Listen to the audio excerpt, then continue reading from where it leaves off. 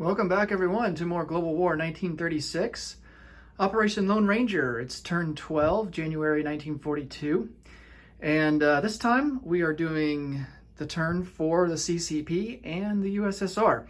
So this is going to be a pretty big turn here, as the USSR is now at war with a major power, that being Germany. So let's first start out with the CCP. They have 2 IPP to spend. We're going to spend both of it and purchase a militia. And that militia will go into Tibet. And let me get... oh, it's already over here. Okay.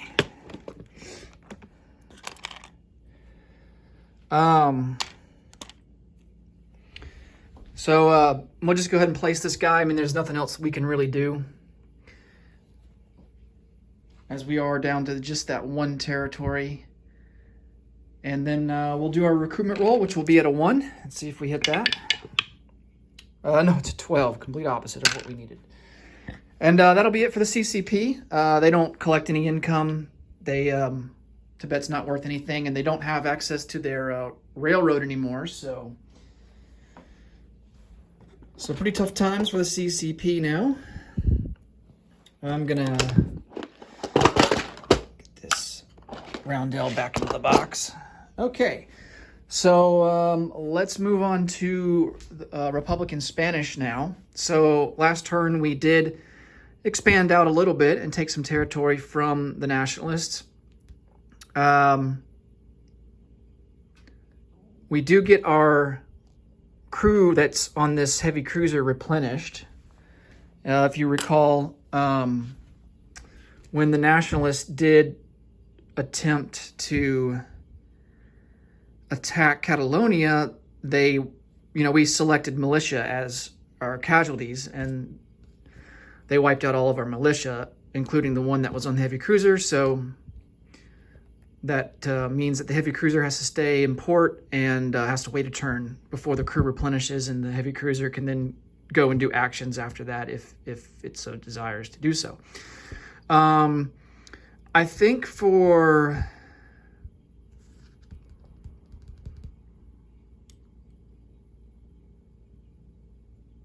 what we want to do is let's just take some of this territory that is uncontested.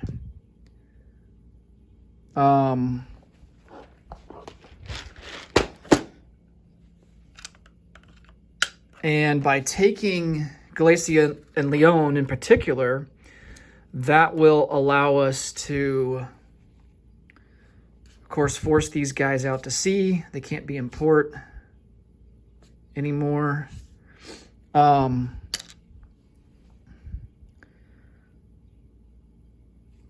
2, 1, 2, 3. And then our heavy cruiser is going to come out of port, and we are actually going to try and sink his navy. Of course, the coastal submarine can't come out, but we can use our destroyer and our heavy cruiser against his heavy cruiser. But at least this way, I could have swore I got another Roundel. Did I not? Oh, I put it in the wrong put it in the wrong space. Put it in Eastern Andalusia instead of Western Andalusia. Okay. Really had me confused there for a second. So at least this denies Nationalist Spain any, any lend-lease. So, and it greatly reduces their recruitment roll, because they're going to be down to a 3 now, and we're going to be up to an 8. So let's see if we can sink his ships here. Of course, the transport can't defend. It's pretty much useless. So if we sink the heavy cruiser, the transport will be sunk as well. We have a destroyer at a 4 and heavy cruiser at a 6. He has a heavy cruiser at a 6. Okay. So I think hopefully we're finally getting some resolution here in the Spanish Civil War. And hopefully I'll get to show you what happens when the Spanish Civil War ends and kind of what the fallout is from all that and how it affects either Germany or the USSR. Okay, so we have a heavy cruiser that's at a 6. Ah, and there's the hit that we needed. And he has a heavy cruiser also at a 6. And he also rolls a 6. So we will lose the destroyer, and he loses both of his ships.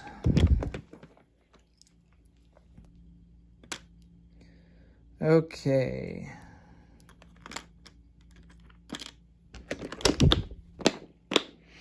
And this is actually a Russian sculpt destroyer, so that goes in the Russian box.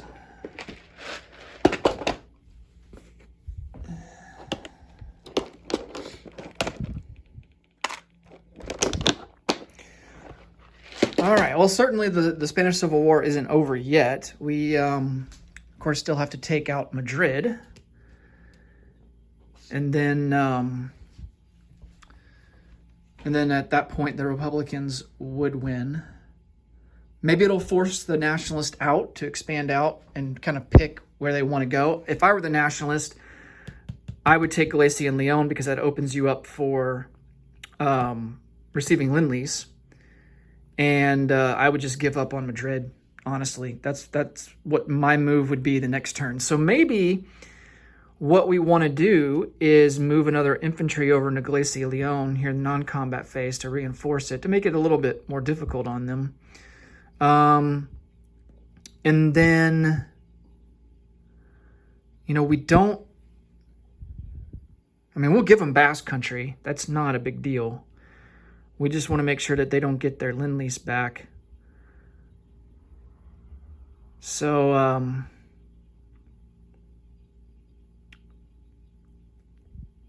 maybe we reinforce the areas that we really want to protect. So we'll bring this infantry from Eastern Andalusia back into Catalonia to make sure that that's reinforced, because we definitely don't want them to just go straight on attack Catalonia from Madrid. That would be bad. All right, so let's do our recruitment roll. Oh yeah, this coastal sub is going to move up 1 into A44. All right, so recruitment roll is going to be at an 8, I believe is what I said. 1, 2, 3, 4, 5, 6, 7, 8. Yeah, it's going to be in an 8. And we got it. We rolled a 5. So let's kind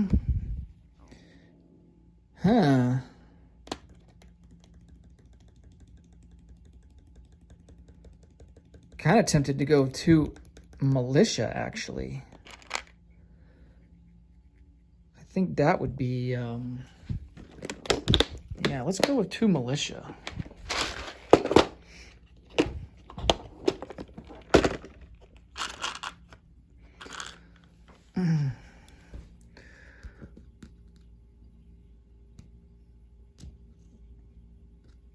One in Eastern Andalusia, 1 in Basque Country. Okay.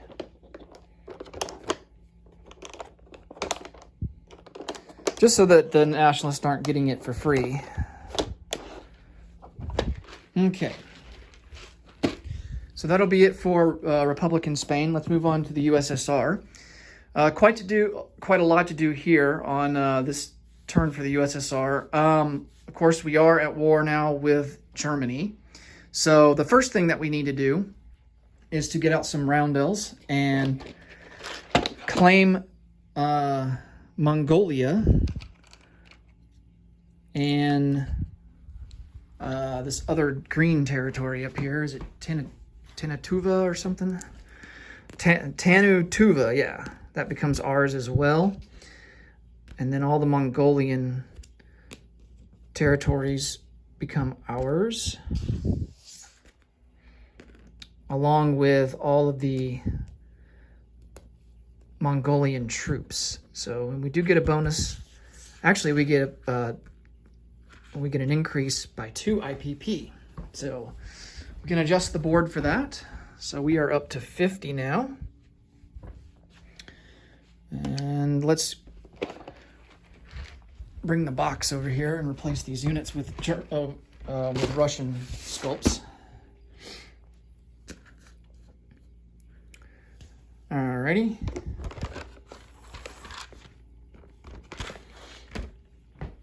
So in Central Mongolia is 3 infantry and a cavalry.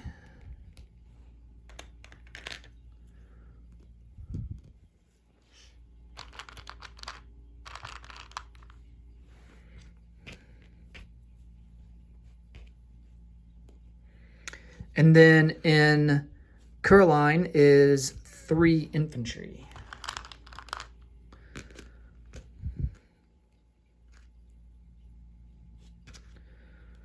Okay.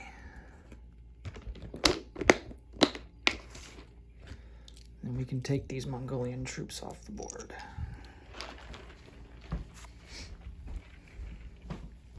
All right, I got that sorted out. I'm gonna put that there.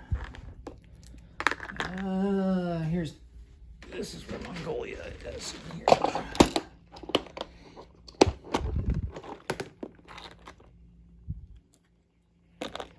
And make sure I'm putting it in the right box. Yeah, that's right here. Okay. Right compartment. All right, so I think that's all the logistical stuff out of the way.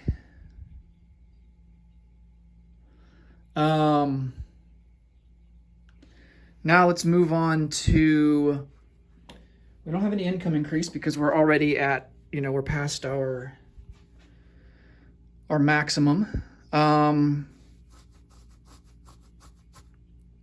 So let's move on to technology roles. Now, we did lose 1 tech role from Molotov-Ribbentrop Pact because the Germans declared war on us, and we don't get the income from that no longer either. So we have 4 technologies, 1 from rapid industrialization, and then we have 3 major factories. So we're going to go for definitely strategic rockets. Yeah, we'll go for the 4 that are on the board here because we've already completed advanced artillery, improved factories, and jet fighters. So advanced mechs, heavy armor, long-range aircraft, and strategic rockets. So advanced mechs is at a 7. Heavy armor is at an 8. Long-range aircraft is at an 8. And strategic rockets is at a 9. Okay.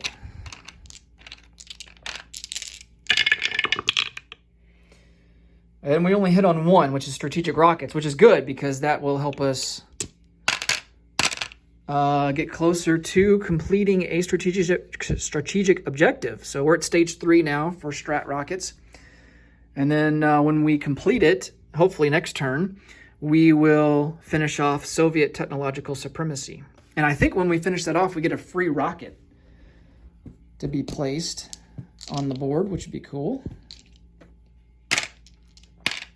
And it kind of firing rockets at, you can fire rockets at enemy facilities. You can fire them at, which includes like airfields, ports,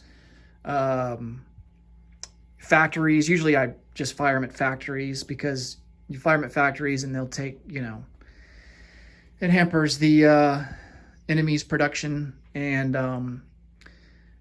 they have to spend IPP to repair it. I mean, they do for airfields and ports as well, but usually I just use them against factories, unless if I have a strategic reason to fire them, a pressing strategic reason to fire them off at airfields or ports. I think they have a range of 3, if I remember right, but once we get one, we can look deeper into that.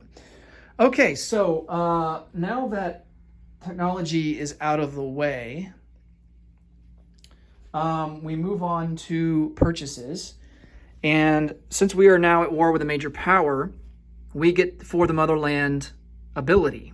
which means in the first production phase after USSR is at war with a major power, all infantry class units cost -1 IPP. So we're definitely going to take advantage of that.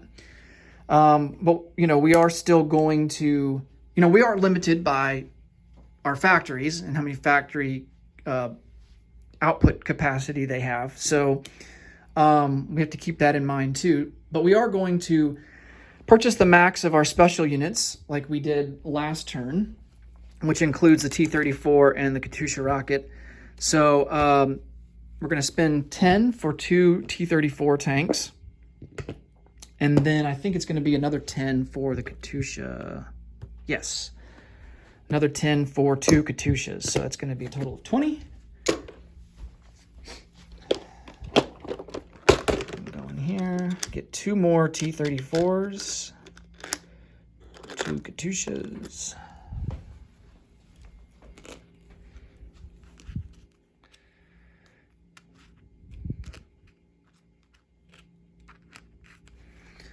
All right, and then let's see, what else do we want? Oh, yes, let's buy a jet fighter. That's definitely going to come in handy. That's going to cost us 12.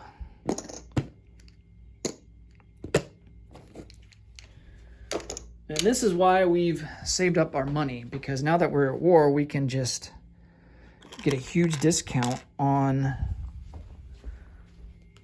a lot of infantry. And infantry, I mean, if you're on the defensive, infantry are great at defending, for the value that you get. So they cost 3, but they defend at a 4.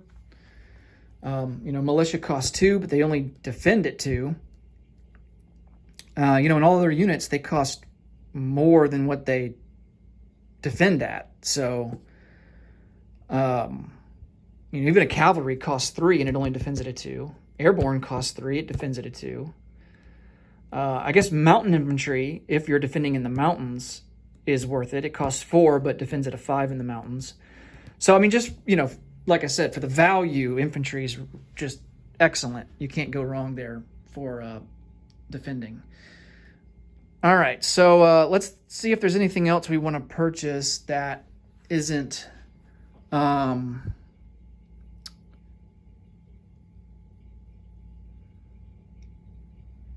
that isn't going to be infantry. It might be beneficial to us to purchase some upgrades to motorized for a couple of infantry. Let's see, I think, yeah, it cost 1 IPP. So let's spend 2 IPP and purchase the max upgrade that we can get. Okay. This will just help us be a lot more mobile and be able to move, especially if we want to retreat, it'll help us to just get out of Dodge a lot quicker and further. Okay, so now with the rest of all this, let's just purchase infantry, maybe some militia. So let's see how much we have. We've got 20, 30. That's going to be 10 infantry. We can purchase 12 infantry total. We have 36. So let's just go ahead and do it. 12 infantry total. Oh, -2, I forgot. -1. So actually 36, I mean, we can purchase 13. No?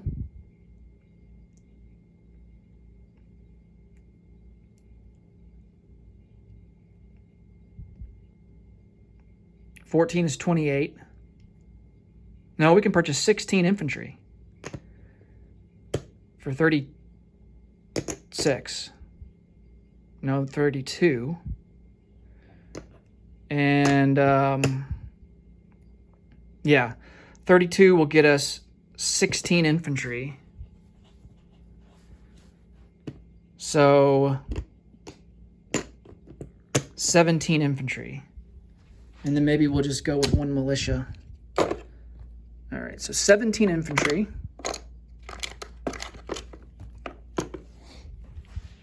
And 1 militia. All right. I don't know if I have enough sculpts, so we might have to use some. We'll have to break out the chips for this. All right, so one militia. I'm going to get him out of the way. So that's 5, 8, 9, 10, 11, 12. We have 13 total. All right.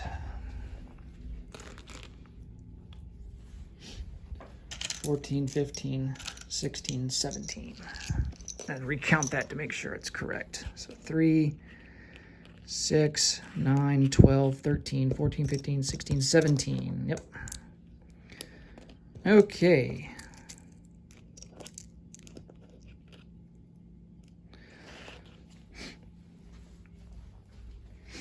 All right, let's move on to combat moves now. Oh, we have some damage to assess, which happens to be 2, so we won't purchase the militia. And then we'll just take it off the board. We have to account for this damage on this factory. Almost missed that. All right, combat moves.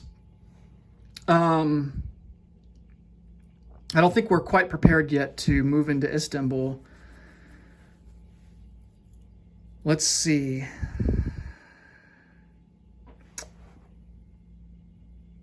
Well,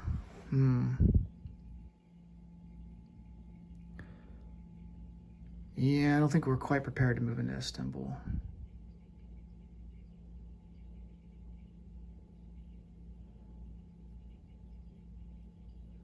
But next turn we will be. So let's focus on the front further north. You know, we're really taking up a defensive position here early on. I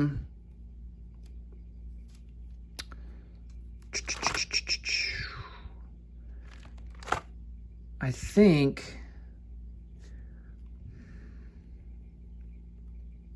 we also have the Scorched Earth ability, which we might want to employ here. USSR can destroy its own facilities during the combat phase of its turn. Land zone must have been in Soviet players' possession since the beginning of the turn. No land unit is required. Destroyed facilities cannot be repaired. So, I mean, this is anything from factories to ports to airfields to railroads. So we're going to damage all the rail that borders us with the Germans. And this way the Germans can't take advantage of the railroads in our territory. So let me put down some markers here. So we're going to damage the rail. Anywhere we see a rail connection, we are going to absolutely destroy it.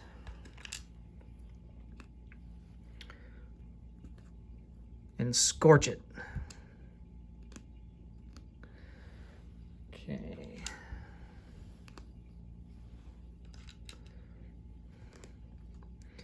And this will, you know, as the Germans push deeper into our territory, this will help us out so that they can't reinforce as easily. They don't have improved logistics, so they would have to stop here at the border anyway. But the next turn, they wouldn't be able to utilize the railroad. So I think that might be all. I'm going to double check here. Oh, down here, southern Ukraine. Okay. Yeah, I believe that's it. At least that's it for now. Okay. If I've missed anything, I'll take care of it off video. Okay. So, more combat moves. We don't really have any.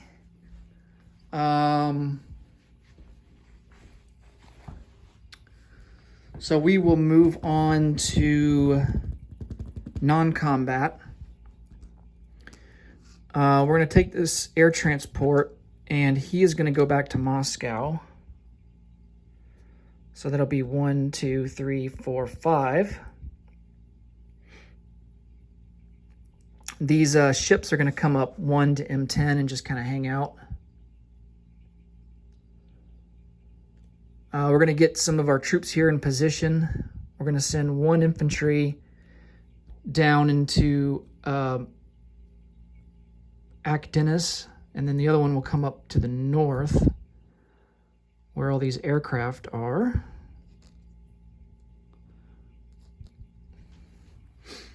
These 2 self-propelled artillery will also come into this northern Turkish territory.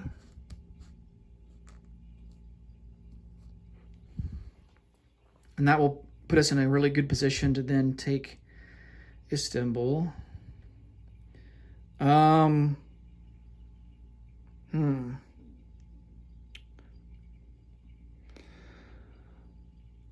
Man, so another decision that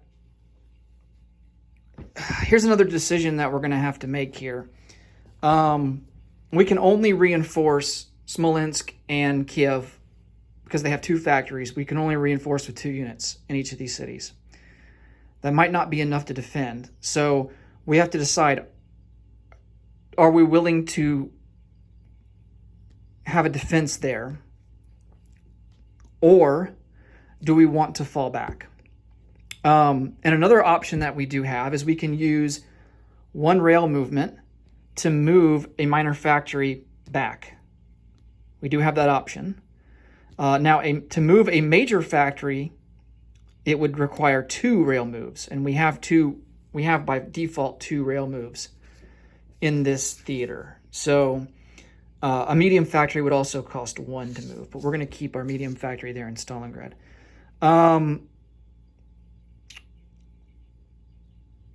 Oh, man.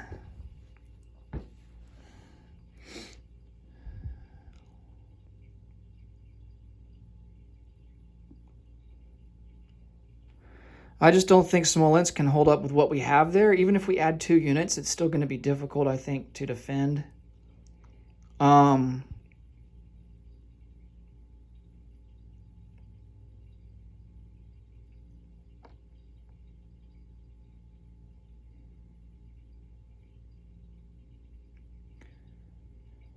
I'm wondering if we retreat back in Kiev as well.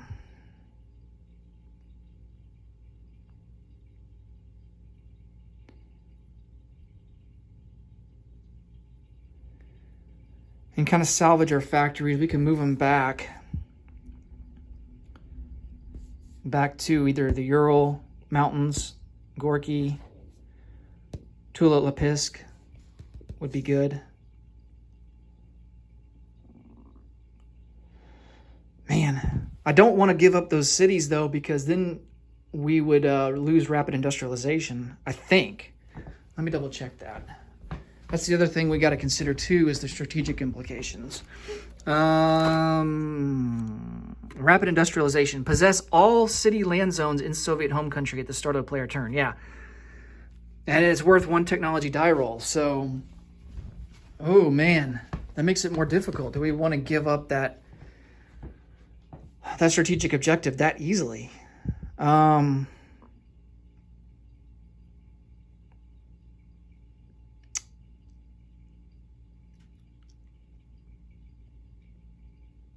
Do we make our stand right there, or do we retreat? Let's make our stand. Okay, so we're going to move.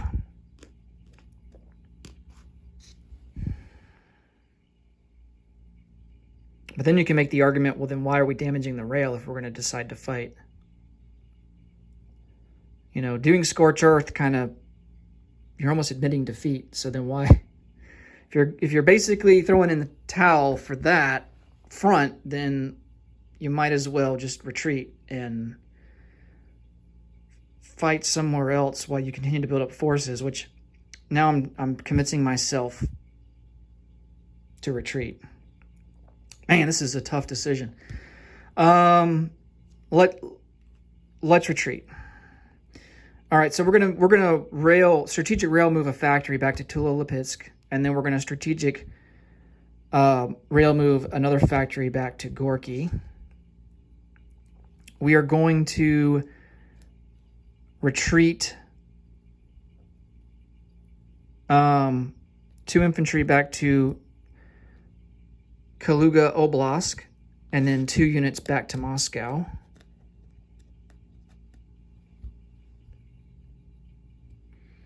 Now I think we still get the fortification defense roll at 2 of them at a 5, even if no infantry are present. I think. I'll have to double check that with the rules though. We're going to send down 2 T-34 tanks into Stalingrad,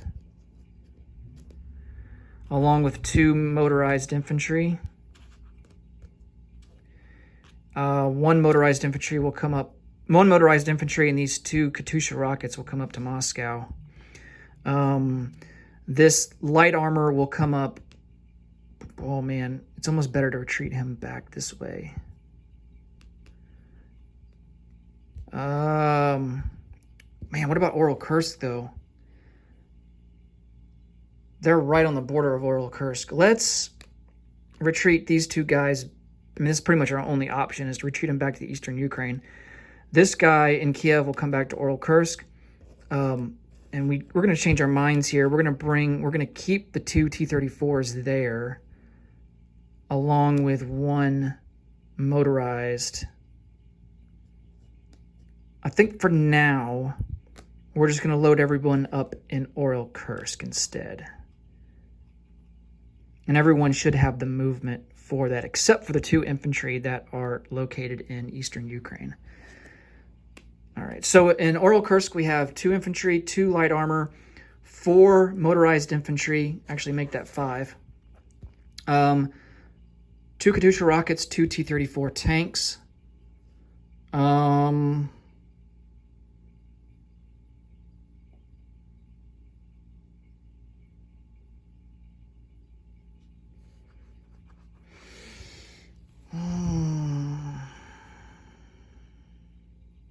I hate giving up those cities because we're giving up a strategic objective, and Kiev is worth 3 IPP.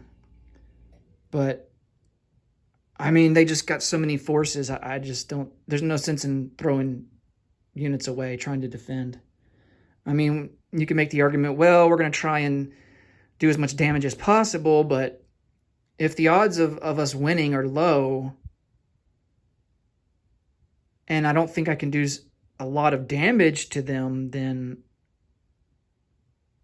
I don't know what the point of defending is. You know, and I mean, the other option would be to perhaps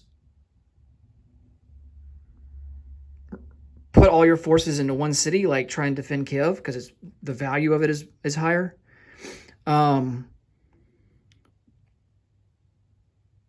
But I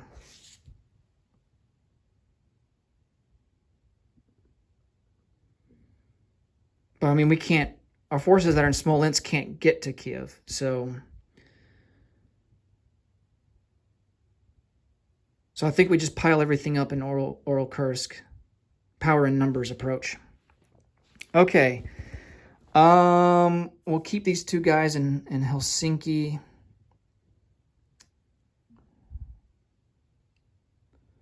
The fleet, we do have some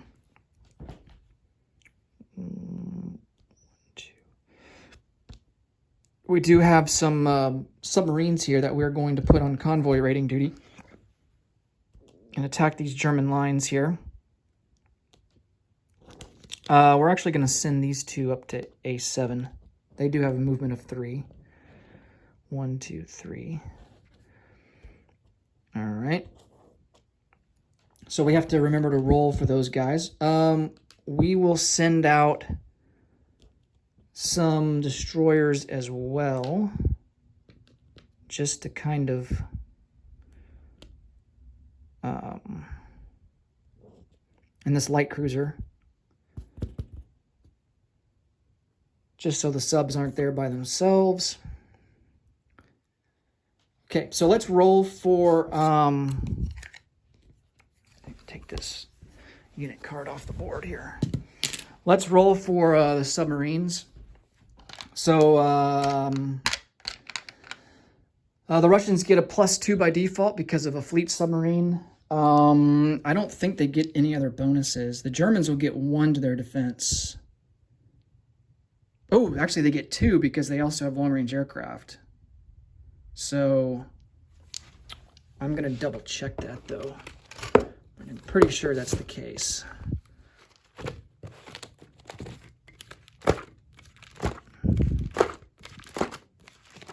Pretty sure. Yeah, +1 has developed long-range aircraft technology and radar, so we get +2. So it's going to be 2 to 2. Yep, it's going to be 2 to 2. So whatever the face value is, that's what the loss will be. Oh, wow. Oh, man. Okay. So a difference of 5. So that's going to be maximum on this line here. And we don't even have to roll for the other submarine here in A12. Okay, let's roll for A7. That line is worth 2. Oops. So the USSR rolls a 3, and the Germans roll a 6, so no damage done there. And then the second submarine, and we do maximum of 2 damage there. All right, so we do the max damage on the German lines. That's going to be a total value of 5. IPP loss for them. Let's see.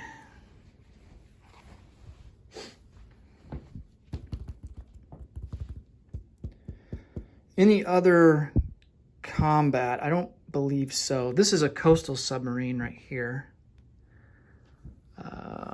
Oh yeah, let's get some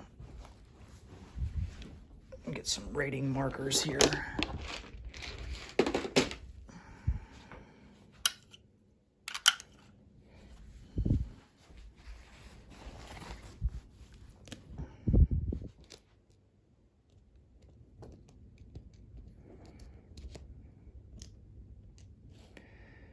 All right.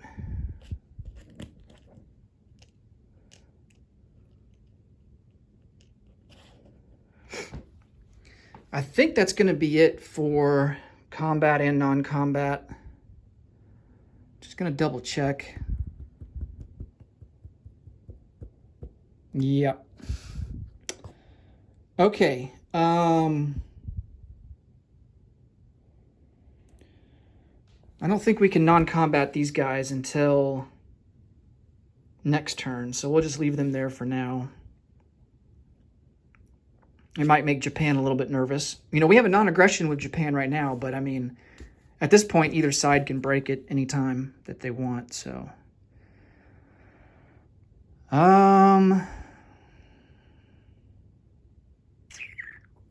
Okay, let's go ahead and place some units. Figure out how we want to divide everything. So we do have 17 infantry. We're going to place, we have improved factories, so we can place down 8 units here at this heavy factory. We're going to place down 2, oh, these motorized are upgrades. So these 2 infantry here are going to be motorized upgrades. Remember to take those guys off. 1 jet fighter will go into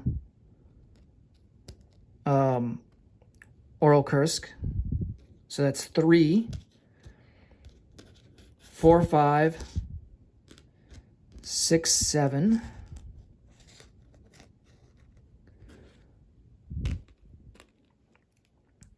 So we can place 1 more unit down there. I don't think we're going to, though. I think we're just going to keep it the way it is.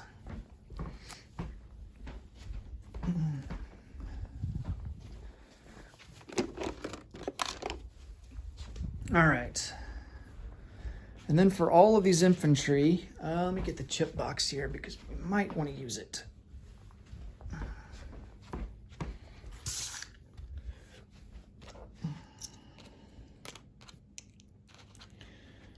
We definitely want to reinforce Leningrad some more. So let's go 4 in Leningrad. That'll bring our total up to 10 infantry in Leningrad. 4 in Moscow.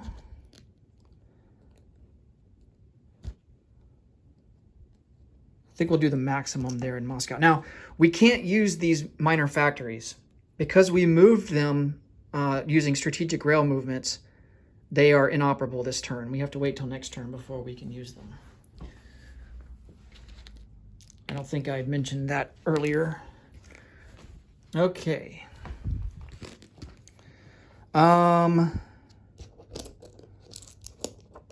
So yeah, let's put down the maximum of 8 in Moscow.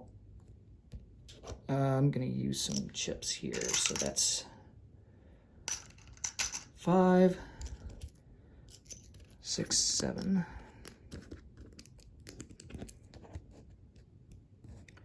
That's 8.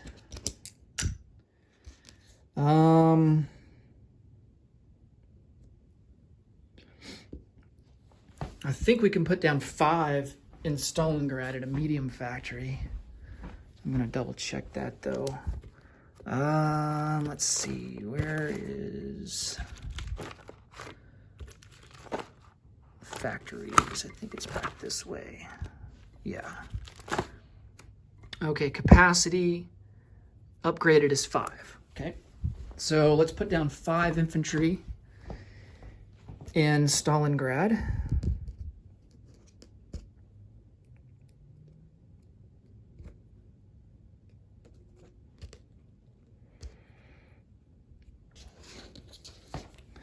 That leaves us with, okay, so we put down 4 here. Let's count. 5 is 9. And then 5 is 14, 15, 16, 17. Okay, so that's all that we can place. So these 3 need to go away. I'm going to recount that to make sure that's correct. So we put down 4 here. 1, 2, 3, 4, 5, 6. We had 6, 7, 8, 9, 10. Yep. 4 here.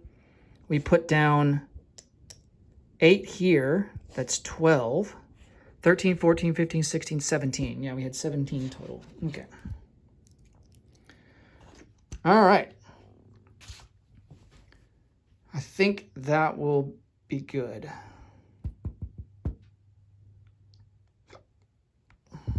Okay.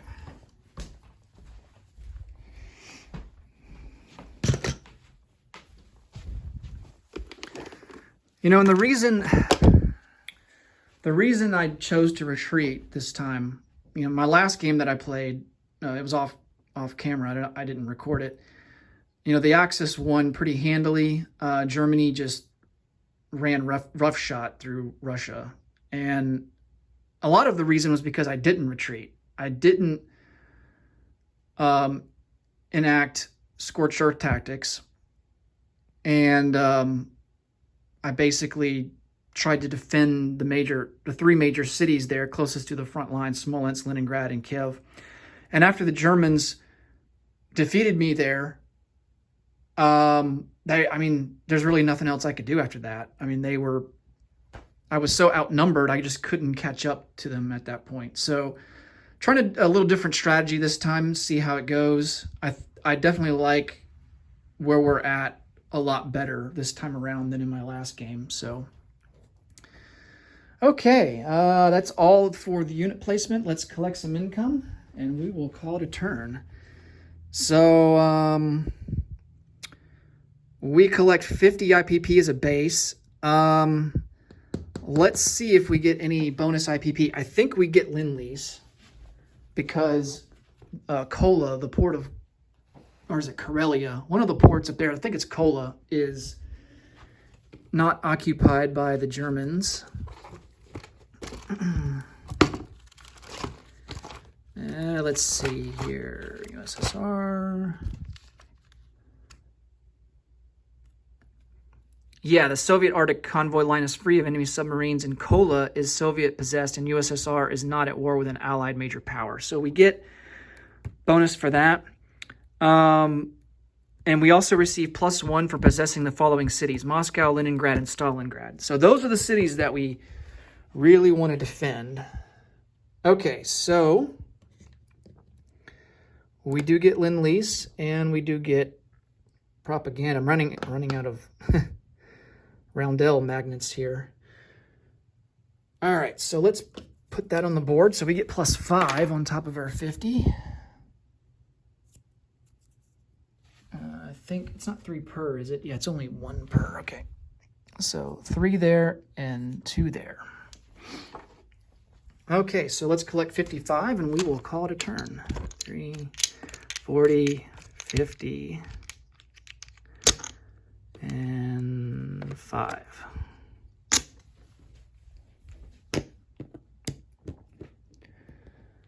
All right, that'll do it for the USSR. Thanks so much for watching, as always. And I will see you in the next video for turn number 12 for Japan. Take care and see you later. Bye-bye.